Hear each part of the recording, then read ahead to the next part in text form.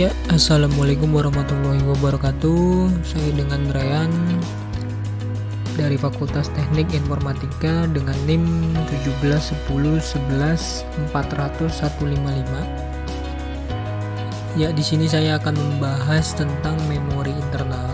Apa sih itu memori internal? Memori yang dapat diakses secara langsung oleh prosesor. Dalam hal ini yang disimpan di dalam memori utama dapat berupa data atau program.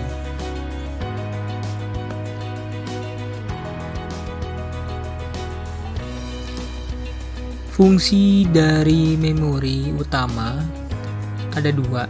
Yang pertama adalah menyimpan data yang berasal dari peranti masukan sampai data dikirim ke ALU.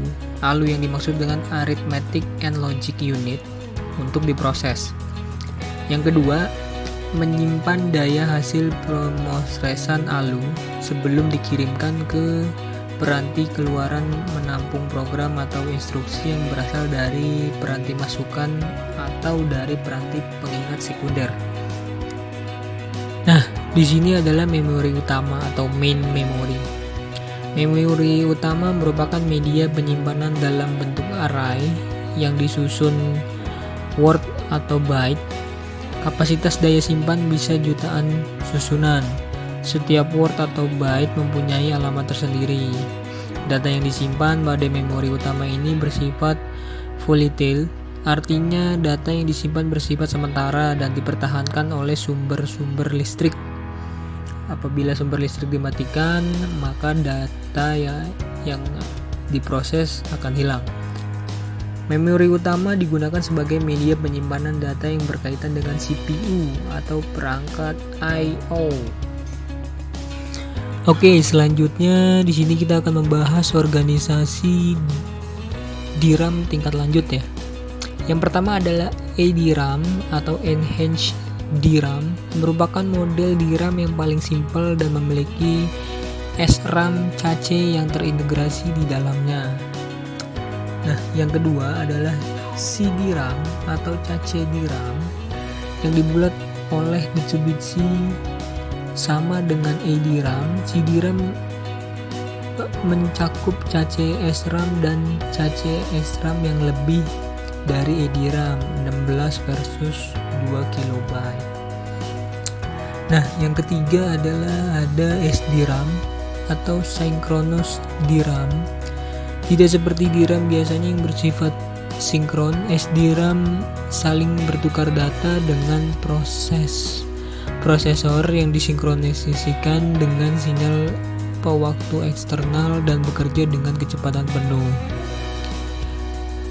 penuh bus prosesor atau memori tanpa mengenal keadaan wait dan menunggu state.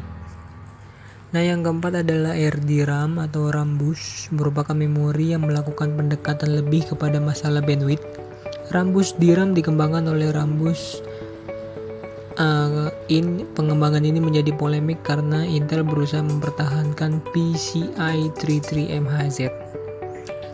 Nah, yang kelima adalah RAM-Link, merupakan inovasi dari Radical pada DRAM tradisional. RAM-Link berkonsentrasi pada interface prosesor atau memori dibandingkan dengan arsitektur internal keping.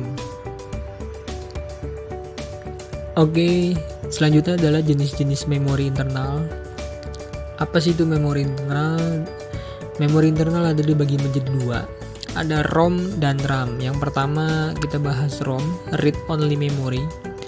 Perangkat keras pada komputer berupa chip memori semikonduktor yang isinya hanya dapat dibaca.